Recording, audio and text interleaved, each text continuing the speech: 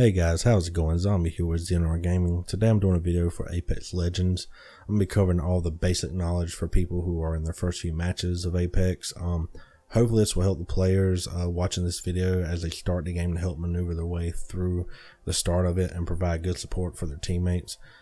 Game's been out for about 2 weeks now. It's been doing great. It's had over 25 million players, normally peaking around 2 million.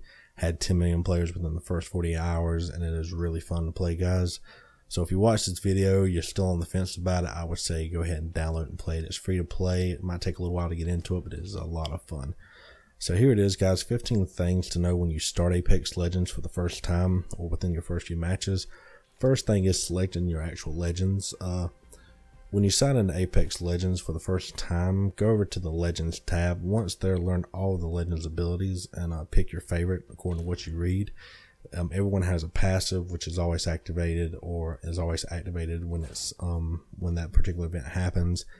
The second one is a special, which can be used after a short cooldown, and the third is an ultimate that can be performed after a much longer cooldown.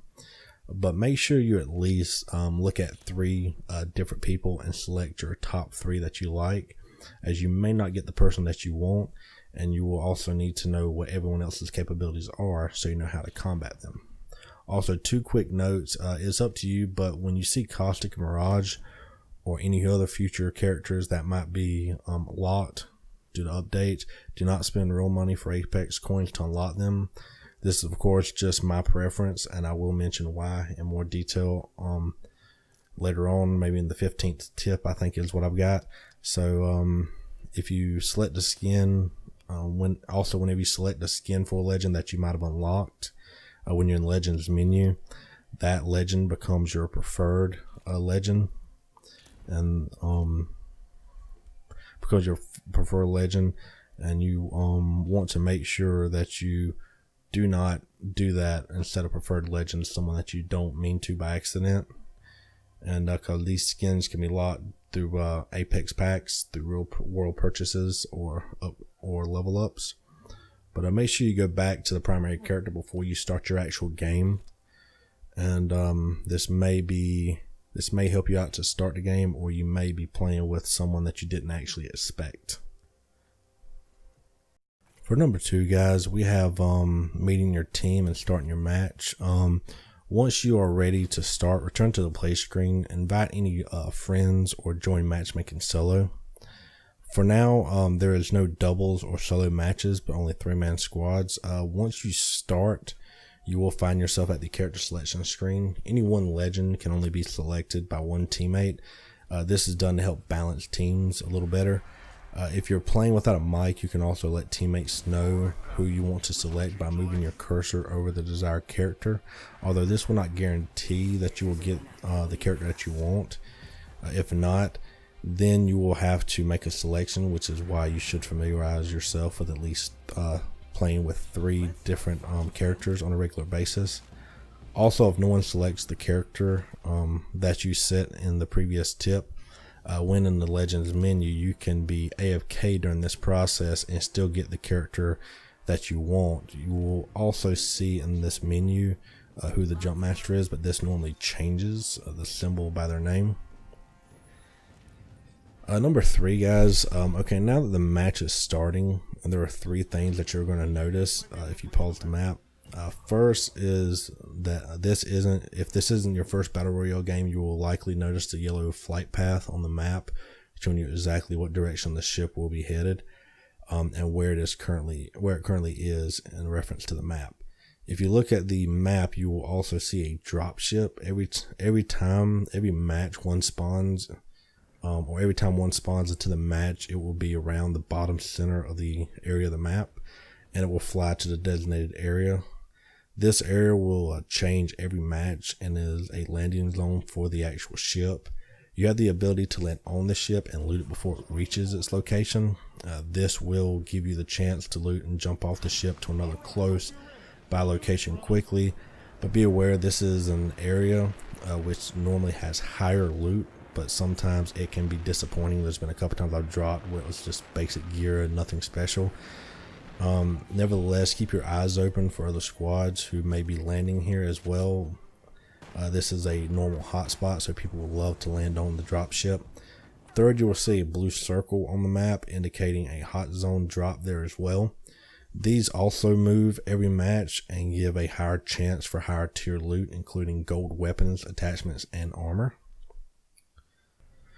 Number 4, guys, we have next we will be covering the jump master role and the jump itself. Unlike other battle royale games, the team jumps as a single unit by default. This role is called the jump master.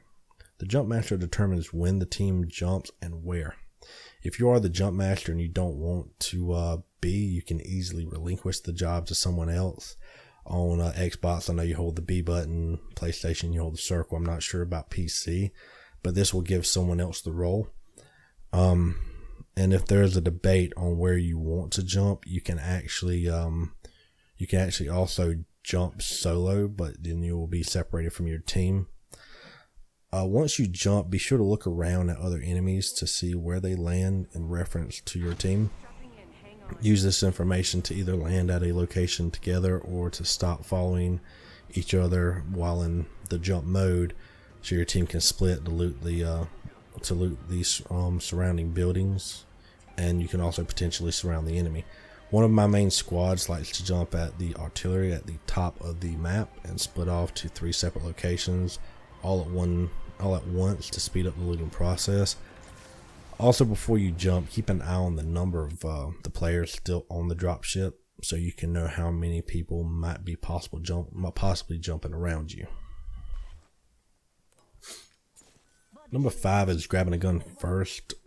Okay, now that we've jumped, first things first is to grab a gun and armor, but primarily a gun, as the first person in an area with the gun is, of course, the one who normally survives. Also, at the same time, listen out for your teammates, as you might have a gun and they might not, so you will need to get to them quickly in order to help them stay alive and to take out the enemy. Once you have a gun, know that when you grab one, it automatically comes with 1 clip of ammunition in it already, but that you will need to find more. When you look in the bottom right corner of the screen, you will see the name of the weapon and the ammo type. Apex has 6 weapon types right now, which are the assault rifles, the submachine guns, the light machine guns, the sniper rifles, the shotguns, and the pistols. At launch, there are 19 weapons in total, with more to come in future updates. Along with these 6 weapon types, there are 4 ammo types: light, heavy, energy, and shotgun. Each weapon type has a different ammo type, so you have to make sure you grab the right ammo for each weapon. Some assault rifles, for instance, will have heavy ammo, while others will have light. Light machine guns will have heavy and energy normally, and DMRs or snipers can have depending on, can have light, heavy, or energy as well. So it's a good thing to keep your eye on, just to know what you have and what you need. Number 6, we're going to be covering colors. Colors for weapon attachments and armor. When you drop, first thing you need to know is when grabbing armor and weapon attachments is rarity. This can be easily determined by the color of the item that you're about to grab. You have white, which is common, blue, which is rare, purple, which is epic, and yellow, which is legendary.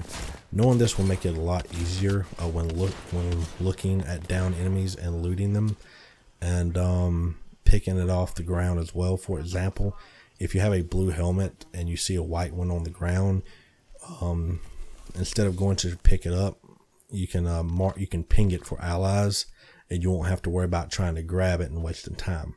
This is also helpful to remember when looking at the hit indicator on enemies, as the color of the numbers will indicate the color of the armor that they have. With that said, if the numbers have a red tint to them, that means that the enemy's armor is either damaged or they do not have armor. If you hear a breaking sound, then that means that the enemy's armor is also broken. So whatever color they had before will now become red, and you'll be doing damage to that actual person, not their armor anymore.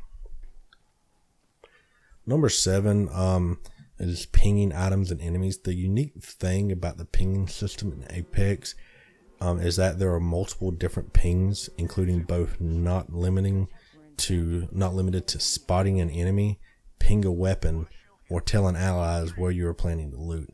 With this system, it makes it a lot easier to help enemies locate enemies and help allies locate their favorite weapon or locate any upgrades that they might need or ammo. At the same, for a quick note for this, how unique the pinging system is, Respawn actually commented during the live stream that they went months without using microphones while playing the game to improve and research the ping system and get it exactly where it is now. And it is a really good system, guys, and it is really helpful. So make sure you use that system a lot. Number 8 is looting down enemies. When looting enemies, mark loot inside the box that allies need as normal. But when you swap a weapon, if your attachments are no longer relevant for the new weapon that you grab, your previous attachments will actually go into the enemy's loot box. They will not fall on the ground. This makes it a little bit easier to pick them up. That being said, your attachments that do apply to the new weapon and any attachments that you have in your backpack that may apply to a newer weapon will actually automatically be transferred onto it and be equipped, saving you a lot of time, and it will only take the higher rarity attachment over the lower ones, making it a better chance a lot quicker. You'll never take that lower one by default. Number 9 is reviving downed allies and retrieving their cards. Much like other battle royales with squad play, when your teammate gets knocked, you can revive them. While your teammates are on the ground and waiting for you to get them back up, they can still ping enemy locations, but they can only protect themselves with a knockdown shield if they were lucky enough to pick one up before they went down. That being said, if your teammate does go down, then don't worry. You have 90 seconds to retrieve their card from their death box and return it to a respawn location marked green on the map. Just know that when they drop in at that location, they will not have any items. So be ready to drop them a weapon and ammo. Each team can only use a particular respawn point once before it becomes inactive, but there are multiple ones located around the map. 2 key things to know about respawning with the team is one person can respawn both dead allies at a point at the same time. And if one person gets the card, the other can still perform the respawn. So if you are in a hurry and have a eliminated teammate, then what you need to do is immediately split in 2 different directions. One person runs to grab the card, and the other person runs to grab the respawn point. And what this will do is, if they can get there roughly the same time, the second you grab a card, you can be respawning, and it really makes this a much quicker process. And this is something that's really unique to this battle royale over other ones. Number 10, we're going to be looking at in this video is the health, healing, and shields. Like other battle royales, when you get hurt, you heal if you have the items. In Apex Legends, this doesn't change, with 3 different methods of doing so. First is a method where you go to the inventory screen. Here you can see all these items at once and pick accordingly, but it takes a little bit longer. The second process is to hold on console the up directional button and to use the analog stick to move between them, allowing you to use them directly from here, or set them default for your quick heal in this menu. You can also see how many of each item you have quicker than adding them up yourself in the inventory screen. They're automatically added up in this item wheel. Option 3 is the quick healing. This is done by tapping the up directional button again on console, at which time your character will heal with whatever item has been set to that default. Also know that using either method 1 or 2 will also change the default depending on the last item that you used, unless you use method 2 to reset a default. Number 11 is the circle. Like all other battle royale games, there is the circle. The circle is the safe zone as long as you stay in, but if you cross the orange border, then you will begin to take damage. To the left of your screen, you will see a timer counting down until the circle begins to close. Once that time gets to 10, the timer will actually become bigger, making sure it gets your attention, letting you know that the circle is about to close. Pause the map to see the white circle, which is where you need to get, and the orange circle that is closing in. If you have a Pathfinder legend on your team, they can actually use their passive ability to find out where the following circle will be, which can be seen on your map and even smaller in green. There's also a line on the map that will guide you to the center of the next circle, showing you the fastest way to safety. But be careful, as players will set up ambushes at the edges of the white circles in order to take down players who are running to try not to take damage and trying to escape the firewall or the storm, as some call the outside circle. Last tip for the circle is all sides of the circle will get to the designated point at the same time. So if you're on the smaller side of the between the white circle and the orange circle or the firewall, it will actually move a lot slower than if you're on the larger side, which will move a lot quicker. Number 12, getting around easier by using red balloons, zip lines, slide downhill, etc. In Apex, it is important to know how to get around the map, whether you are just trying to get to a location to loot or fight, or if you're trying to quickly retreat from a firefight or outrun the circle. You need to know how to get around quickly. First thing is, there is no fall damage in Apex Legends. Feel free to try and make any impossible jumps or drop off of high buildings to get the drop on an enemy, or just to get to the next to the bottom level to start running. Also, use the red balloons located around the map. They can be used and they come in different heights, so some will get you farther than others, but use them to get go back into the glide or jump mode to get over obstacles or enemies, or just to get a little bit further quicker. At the same time, zip lines can be used to traverse the stage quickly and get you out of some hot spots in a hurry. Also, while running, you can put your weapon away to run faster by on console holding either Y or triangle. And whether your weapon is up or away, if you slide down a hill, you will move a whole lot quicker and continuously until you get to the bottom. All these methods can be used to your advantage to help you get from point A to B at a much faster pace. Number 13, we're going to look at the squad player count. Unlike some games like PUBG, of which I am also a fan of, Apex shows you exactly how many squads are remaining.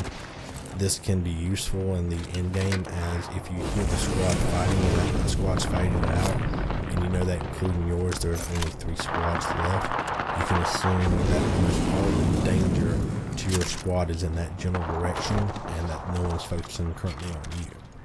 That being said, once the player count hits 9, the number is replaced by a question mark. Although the kill feed can be monitored to keep a close count on how many players is left, it is possible that downed enemies can be revived, causing you to lose track of the number of enemies. Next, there is a max of 20 squads and 60 players. Some squads.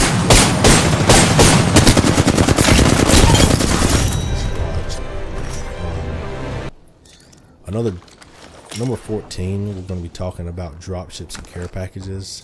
These can be useful to keep an eye out for during each match.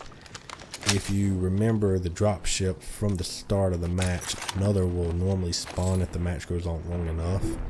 Keep an eye out for these, as they can easily land near you, giving you good gear that your team may be lacking to come in first. The same goes for care packages. During the match, keep your eyes open for the blue beams of light shooting into the air, or blue circles that might be pulsing on the map or mini-map. This indicates that either a random care package is about to land or has landed, and that no one has touched it. As soon as the blue beam disappears from the care package, though, that means someone has already reached it and looked at the loot inside. These dropships and care packages that land after the match start are surprisingly overlooked quite often, as most players normally have their preferred loadout before they come across them. These random dropships and care packages can either be offensive or defensive gear as well, but the character Lifeline, on the other hand, calls in a care package as well as her ultimate. These are not marked on the map or by a blue beam and can only carry defensive items or tactics, and they will never carry anything like grenades or weapons. Also, a quick note, when Lifeline calls in one of these care packages, they will come in blue, and whenever the randoms come, they will also be red. So that's a good thing to remember if you see them and they've already been looted. Number 15, last we're going to look at is match. Is once a match is completed, you will be rewarded with experience. Luckily, Apex breaks down all of your experience, letting you know what you earned it for. You will go from level 1 to level 100, rewarding you with legendary tokens, which are the red currency at every level. You will also continue to earn this currency following reaching level 100. After reaching a certain amount of experience each time, it'll keep resetting that experience and you'll keep gaining these points.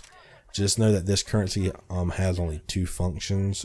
First is purchasing weapon skins in the rotating store, but only if you own the previous skin as a prerequisite.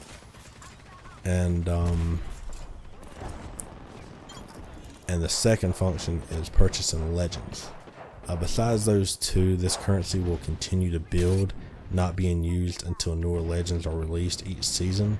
For this reason, I recommend saving your Apex coins, which is your real world currency for microtransactions, for your Apex packs. Apex packs are Apex Legends version of loot boxes. They're awarded for leveling up and can open up to three items each time. They open up 3 items. Unfortunately, Respawn will only reward you at launch with 45 Apex packs between the levels of 1 and 100, with no information that if they will ever give out any other free ones. So opening these 45 packs, any additional item unlocks that you want will have to come through the microtransaction process. So with all that being said, guys, thanks for watching the video. If you liked what you saw, please like and subscribe and leave your comments below. Let me know if this video helped you at all, and if you want to see more videos like this in the future. If you haven't tried Apex Legends yet, I recommend you go ahead and download it, as it is as the game is free to play and it is really fun. So guys, thanks for watching, guys, again, and I will see you in the next video.